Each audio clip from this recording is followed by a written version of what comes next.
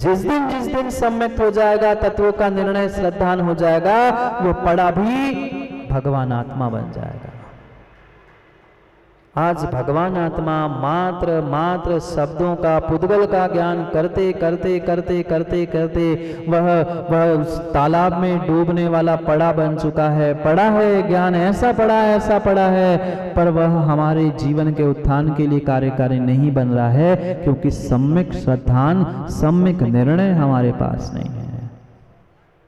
ये पक्का है माँ, जब तक निर्णय नहीं है, जब तक निर्णय नहीं है, तब तक भीतर द्वंद्व है, और जब तक द्वंद्व है, युद्ध है, तब तक दुख है। कभी आपके जीवन में ऐसा समय नहीं आया, प्रवचन सुनने जाना है, मंदिर जाऊं कि नहीं जाऊं, भोजन भी बनाना है, रिश्तेदार भी आने, जाऊं कि नहीं जाऊं, जब तक सोचते रहेंगे तब तक कुछ कर पाए, तब तक ना जा पाए ना भोजन बना पाए। पुद्गल उपकारी है, धर्म अधर्म आकाश काल ये सभी द्रव्य जीव द्रव्य के लिए उपकारी है, पर उपकारी को उपकारी मानो, उपकारी को पूज्य मानकर अपना स्वरूप मत मानो।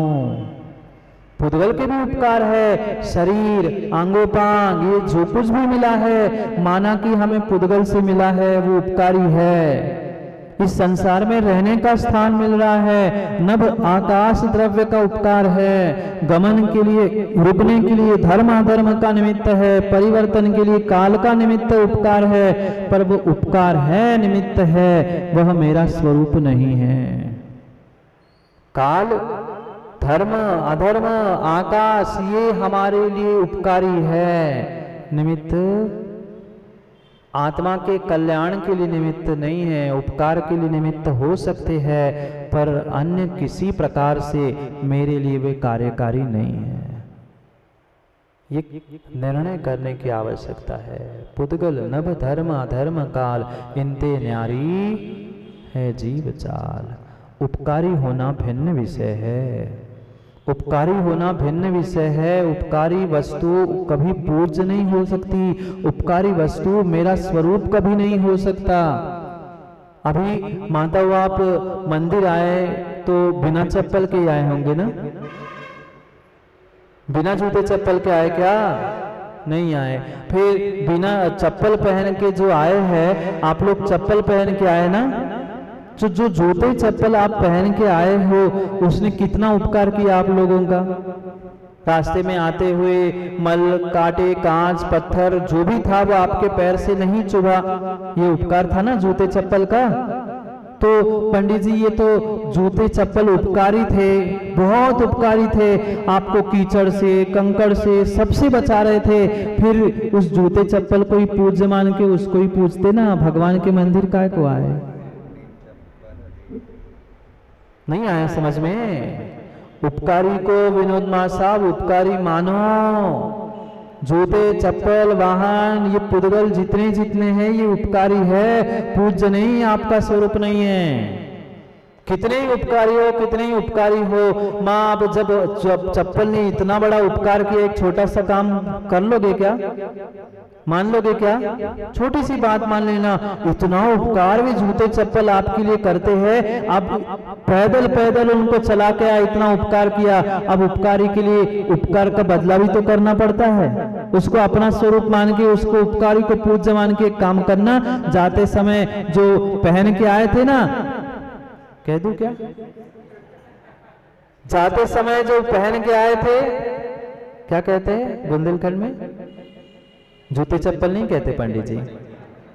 जानता हूं, मैं कुछ बातों की याद दिलाना चाहता हूं कि वह पनैया कहां चली गई। माँ उस जूते चप्पल को पैरों में पहन के नहीं जाना, उपकारी है ना, सर पे रख के ले जाना। उसने आपका उपकार किया इसलिए करोगे? क्यों? ये तो उपकारी है ना। भले ही कितने उपकारी हो, पर वह आपका स्वरूप नहीं है, आपके लिए पूज्य नहीं है। ऐसे ही पुद्गल धर्म अधर्म आकाश काल ये सभी द्रव्य हमारे लिए उपकारी है, पूज्य नहीं है, मेरा स्वरूप नहीं है। जैसे ही वह पनैया कितनी उपकारी हो, सर माथे विराजमान नहीं होती, ऐसे ही ये जितने भी द्रव्य है, चाहे पुद्गल हो, चाहे ये पड़ोसी हो, कोई भी हो, हमारे लिए उपकारी तो है, पर वो हमारा स्वरूप नहीं है, नहीं है, नहीं है। इनते न्यारी है जीव चाल, इन सब भिन्न, इन सबसे भिन्न मेरे जीव तत्व, मेरे जीव द्रव्य की पहचान है। ताको न जान विपरीत मान, क्या कहा? ताको न जान विपरीत मान, उसको नहीं जाना, विपरीत माना, यही तो भूल हुई। आज कोई व्यक्ति उस पनैया को, जूते चप्पल को सर पे लेके चलने लग जाए, आप उसके लिए प्रशंसा करोगे ना? माला पहना के सम्मान कराओगे ना? तुमने उपकारी का सम्मान किया, कितना अच्छा काम किया, ऐसे ही करोगे ना? फिर क्या कहोगे? उसको देखकर हंसोगे, कहे कैसा पागल है, जूते चप्पल कितने ही उपकारी हो, उसका स्थान तो पैरों में ही होता है, पैरों की जूती पैरों में ही शोभा देती है। उसको देखकर हंसोगे, उसका मजाक उड़ाओगे, कैसे पागल है ये जी, जूते चप्पल सर पे लेके चल रहा है। भले ही सोम सागर जी सोने की बना लो, नहीं तो आज की माताहरों के यहाँ सोले के चप्पल जूते आने लगे। हाँ, कई सारे पुरुषों के यहाँ भी सोले के जूते चप्पल गाड़ी आने लगे, वे सोले के कपड़े, सोले के जूते, सोले के, एक जगह तो हमने अपनी आंखों से देखा भागचंद जी, वह सोले के कपड़े तो ठीक, जूते चप्पल तक भी देखा था, गाड़ी भी हमने देखी, और गाड़ी तो गाड़ी क्या, गाड़ी तो गाड़ी क्या, जूते चप्पल गाड़ी सब सोले के थे। पीछे घर वाली बैठी हुई घर वाली भी सोले की थी। हाँ, भाई साहब उतरे गाड़ी से, स्टैंड लगाए, जूते उतारे, पैर धोए और जाके भगवान पे अभिषेक करके आ गए। सब सोले का ही महाराज। माँ कितने ही वे जूते चप्पल सोले के हो, वह सोले के हो नहीं सकते। सोने चांदी के बनाओ, पर पैरों की जूती पैरों में ही होती है, सोने की जूती सर पे नहीं रखी जाती।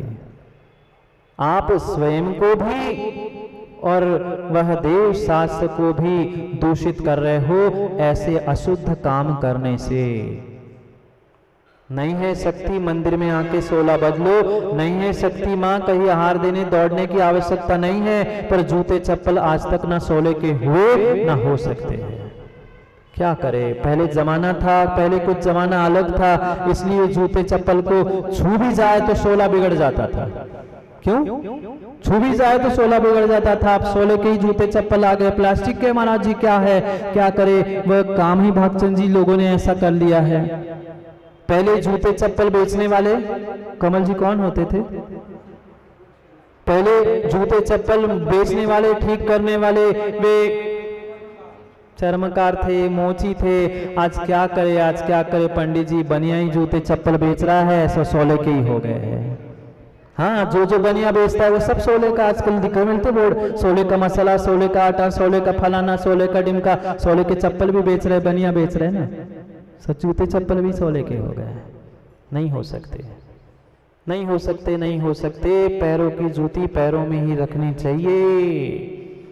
वे उपकारी है तो उपकारी मानो, उसको सर पे लेके नाचोगे, पुद्गल का सम्मान करते रहोगे, इस धर्माधर्म आकाश काल द्रव्य का सम्मान करोगे तो कभी कभी कभी कल्याण नहीं होगा, सम्यक दर्शन नहीं होगा। ताको न जान, उसको जान नहीं पा रहे।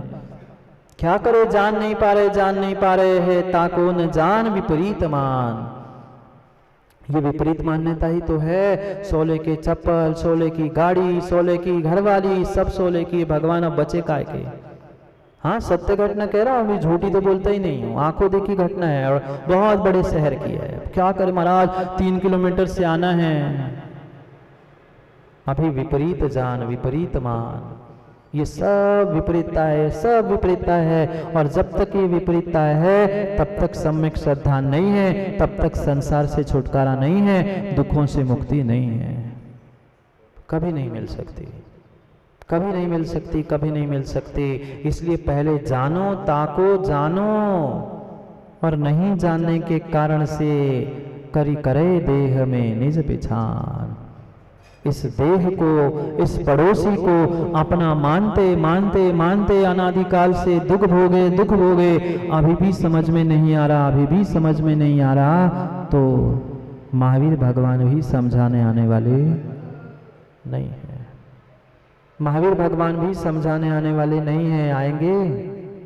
ये तो बड़ा मलेरा है, द्रोणगिर पास में है, सो आते गुरुदत्त स्वामी आ जाए, आएंगे क्या? नहीं आएंगे, कोई नहीं आएगा। जो भगवान बन गए सो बन गए हैं, वे आने वाले नहीं है। निर्ग्रंथ गुरु बार बार समझाने का प्रयास कर रहे हैं, जानो मानो, पर हम ना जान पा रहे, मान पा रहे, अपने अपने तान रहे हैं। सत्य को समझो, सत्य को जानो, सत्य को मानो। ये चित स्वरूप चिन्ह मूर्त जो अनूप है, जिसकी कहीं उपमा नहीं है, ऐसे अनूप कौन? फलहोड़ी अनूप नहीं तो भागचंद जी को एक ही अनूप पता है। ये चिन्ह मूर्त अनूप, ये अनूप जो जीव द्रव्य है, उसकी चाल, उसका स्वरूप सब द्रव्यों से, सब तत्वों से भिन्न है। हमें सभी तत्व, सभी द्रव्यों को जानना है, पर श्रद्धान हमें मेरा स्वरूप मानकर जीव द्रव्य पे करना है। हमने जाना, सभी को जाना, पर वह विपरीत रूप से माना। कभी पुद्गल को अपना स्वरूप माना, कभी उपकारी को, पड़ोसी को अपना स्वरूप माना, किसी को अपना स्वरूप मानकर ये जो भ्रमित हो रहा हो, ये भ्रमण, ये भ्रांति ही मेरे लिए संसार के दुखों का कारण बन रही है। साथ वो तो घड़ी का नहीं, मैं आपकी घड़ी, निज घड़ी का कह रहा हूँ। 7 साल पहले आए थे, तब भी आप ऐसे ही थे, आज भी ऐसे ही है। पता नहीं आगे का किसका कोई ठिकाना नहीं है, कोई ठिकाना नहीं है। इसलिए निर्णय कर लो। माँ कुछ नहीं कर पाए, कम से कम सच्चे देव शास्त्र गुरु के प्रति निस्वार्थ राग द्वेष से रहित होकर श्रद्धान कर लो, सम्यक दर्शन प्राप्त कर लो, सब काम बन जाएगा।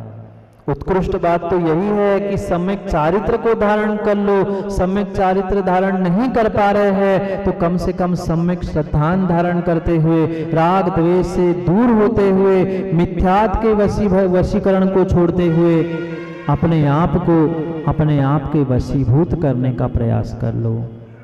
क्योंकि समय हो गया है। घड़ी का भी, पंडित जी, घड़ी का भी, सबका भी, और बड़ा मलेरा वालों का भी। क्या करें, अब तो हो ही गया है, अब क्या करें, कल द्रोणागिर पहुंचने हैं। क्या करे, जिसकी जितनी झोली होती है उसको उतना ही मिलता है। लाख कोई कुछ सोच ले, लाख कोई कुछ कर ले, पर जो शक्ति भवितव्यता की है वह कभी नहीं हो सकती। हमने भी सोचा था कि बहुत सारे जीव लगे हैं बड़ा मलेरा के लिए, हमने भी सोचा था भागचंद जी 7-8 दिन समय दे, पर क्या करें, परिस्थितियां ऐसी बनती गई, ऐसी प्रतिकूलताएं बनती गई हैं। अरे जो एक बार चला जाता है, जो बन गया सो, द्रोणागिर तो बने ही है ना, बन है, और जो एक बार बन गया सो बन गया, वो लौट के पता नहीं कब आएगा, कैसा, क्या निमित्त और कैसा, कब क्या बनता है, कोई ठिकाना नहीं है। इसलिए सोचे समझे विचार करें, जो कीमती समय, ये कीमती मनुष्य पर्याय हमें मिली है, उस मनुष्य पर्याय का सार्थक करने के लिए जीवादि तत्वों पर श्रद्धान करो। जो जैसा है उसको वैसा मानो, विपरीत रूप मत मानो। ताको जानो और ताको ही वैसा मानो। अगर नहीं जानोगे, नहीं मानोगे तो अनादि से जो भूल आज तक हम करते आए हैं, पुनः वही भूल पुनः करेंगे, तो कोई बचाने वाला नहीं है। इतना कहने के बाद भी आप लोगों को ऐसा नहीं लगता आप लोगों को, अगर पंडित जी सही में पवन भाई हम होते ना तो कह देते बस अब बहुत हो गया, पर हम तो सुनते आए, पंडित जी सुनाते आए, खूब सुनी, खूब पढ़े, खूब पढ़ा, पर सब पढ़ा है। वह ज्ञान सम्यक ज्ञान हो जाए, हमारी श्रद्धा सम्यक श्रद्धान हो जाए, तो हम अवश्य ही अपने आत्मा का कल्याण कर लेंगे। समय हो गया है, समय हो गया है अपने आत्मा का कल्याण करने का, सच्चे तत्वों पर और सच्चे देव शास्त्र गुरु पर श्रद्धा करने का। कुछ मत करो, चारित्र धारण करने के लिए फिर भी तपस्या करनी पड़ेगी। बड़ा मलेरा के ज्ञानियों, चारित्र धारण करने के लिए फिर भी शरीर की आदि तपस्या माताओं करनी पड़ेगी। ज्ञान को, सम्यक ज्ञान को बढ़ाने के लिए ग्रंथों का स्वाध्याय फिर भी करना पड़ेगा, फिर भी शरीर की फिर भी मेहनत लगेगी। सम्यक दर्शन प्राप्त करने के लिए क्या करना? कोई धन नहीं, कोई मेहनत नहीं, कोई बहिरंग क्रिया नहीं है, मात्र और मात्र अनादि के मिथ्यात के, अनादि के राग द्वेष के संस्कारों को छोड़ दो और सच्चे देव शास्त्र गुरु के प्रति निस्वार्थ भावना से श्रद्धा कर लो, सम्यक दर्शन आपका हो जाएगा। इसलिए ये भूल मत कर लेना, कभी भूल मत कर लेना, सम्यक दर्शन किसी के देने से मिलने वाला नहीं है, किसी के देने से सम्यक दर्शन मिलने वाला नहीं है। सम्यक दर्शन मुझे अपने आप से, अपने भीतर से तत्वों का और अपने आप का, देव शास्त्र गुरु का सच्चा निर्णय करने से मिलने वाला है, अन्यथा मिलने वाला नहीं है। एकमात्र पंचम काल बचा है, थोड़ा सा काल शेष है, थोड़ा सा काल शेष है। कर सको तो सम्यक दर्शन प्राप्त कर लो, कर सको तो सम्यक दर्शन प्राप्त कर लो। छठे काल में धर्म नहीं है, देव शास्त्र गुरु नहीं है, वहां तो कुछ है ही नहीं है। जाना है ना आप लोगों को छठे काल में? घर जाना है ना आपको? आप बोलो ना नहीं। घर तो जाना है पर छठे काल नहीं जाना है। माँ घर जाओगे तो छठे काल जाना ही पड़ेगा। छठे काल नहीं जाना है तो राग द्वेष के ईट चूने के घर से निवृत्त होना होगा, तो ही छठे काल से बच सकते हो। अब बोलो कहाँ जाना है? अब मौन हो गए, कहीं नहीं जाना महाराज। जाओ निज घर चले जाओ। ईट चूने के घर में तो कई वर्षों से जाते रहे। राग द्वेष विषय कसाय दुख, इनके अलावा हमने आज तक कुछ भी नहीं भोगा। कम से कम अब अपने आप को संभालो, अपनी श्रद्धा को संभालो, अपने उस ज्ञान को और चारित्र को संभाल कर आत्मा का कल्याण करने का प्रयास करो। समय हो गया, कल समय पर जहाँ समय ले जाएगा वहाँ समय को समय पर समझने के लिए समय पे आते। कल नहीं आओगे ना? नहीं आओगे ना? आओगे तो पाओगे, सोओगे तो खोओगे। जहाँ समय होगा, जहाँ ये समय होगा, वहाँ ये जिनवाणी रूपी समय होगा। इस समय को पाने के लिए काल रूपी समय पे पहुँच जाना, क्योंकि समय पे किया गया काम समय को दिलाता है। बोलिए भगवान महावीर स्वामी की।